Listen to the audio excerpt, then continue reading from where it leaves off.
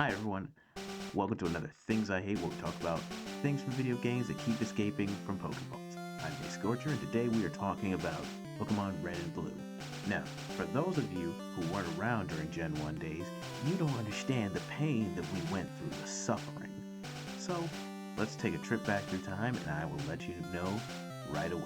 So, let's begin. One of the first things I'd like to talk about from back in the days of Gen 1 has to be HMs. Now, for those of you who are in Gen 9, HMs are essentially a thing of the past. But when it comes back all the way from the beginning, HMs are essentially moves you needed to progress through the game. You got Cut, Surf, Fly, Rock Smash, Flash, Strength, you know, the essentials. And you had to have a Pokemon that could at least learn most of these moves in your party just to be able to get around anywhere, especially when you make it to the victory road once you've acquired all 8 gym badges. Now, this was a real inconvenience at times because you'd have to finagle your party every now and then just to make sure you have one that would be able to know these moves, essentially a HM slave. And having to rework your team just for that cause alone, it's not fun. And you're just like, great, why do I need Flash? Oh, because the cave is too fucking dark to see in. Or, well, I didn't want to learn Strength, but now I've got no choice because I have to move these rocks out of the way. Now, to be fair, Strength is a good move. I'm just saying, having to waste a move slot on HMs wasn't great. The second thing I wanted to talk to you about is none other than those grapple moves. Things like Clamp, Fire Spin, Wrap, you know the drill. These type of moves were much worse back in the day, as you couldn't do anything when you were affected by this, as you essentially just lost control.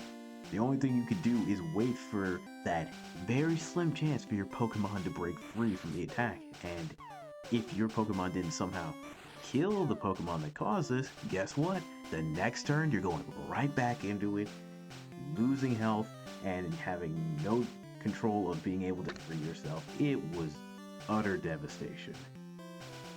And seeing as there's some very annoying Pokemon that can use this, you know, like Tentacruel and the whole Ekans, Lock Line, or Rapidash knowing Fire Spin, you know, you are in for a rough ride in the later half of the game unless you have a team set to take out these Pokemon with just 1 to 2 hits. So better start training now. The next thing I'd like to talk to you about is sleep. Sleep is one of those status ailments that you get hit with and you go to sleep. Nice warm cup of milk, blanket, you know, it's all sweet. But unfortunately, unless you're someone like Snorlax, you don't really have any moves to use while you're asleep. You're just kind of a sitting duck until you wake up. And I bet you're thinking, why don't I just use the Poke Flute to wake myself up? Well, you could.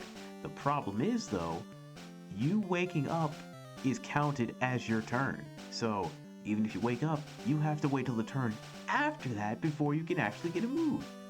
And you may get put right back to sleep before you can even do that.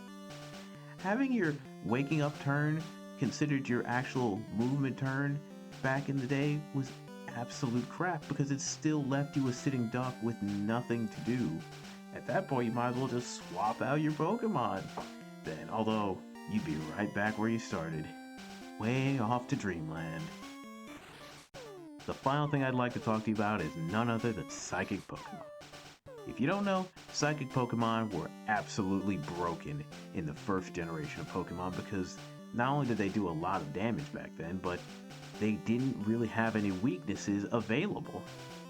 Let me break it down for you. Psychic type Pokemon weaknesses consisted of Ghost, Dark, and Bug. And here's how that worked out for everybody. Ghost type Pokemon consisted of Ghastly, Haunter, and Gengar.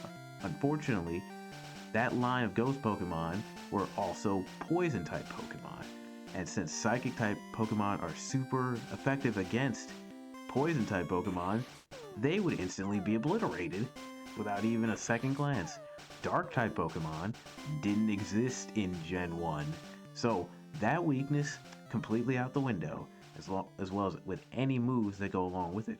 And bug-type Pokemon, you might as well just stop wasting your time. Bug-type Pokemon had terrible moves back in Gen 1. This is what made me hate the Psychic Gym so much as a kid, because my team would just be getting obliterated by Alakazam over and over again unless I super leveled past the gym. I should never have to do that in a Pokemon game, because these are Pokemon games. They're supposed to be simple and fun, not me beating my head against the wall. If I wanted that, I should just go back to Dark Souls. At least then I know what I'm working with. But there you have it. Those are my thoughts on the things I hate from Pokemon Red and Blue. Are there anything I missed from the first generation of Pokemon? If I have, leave a comment below. I'd love to hear what you guys have to think about it.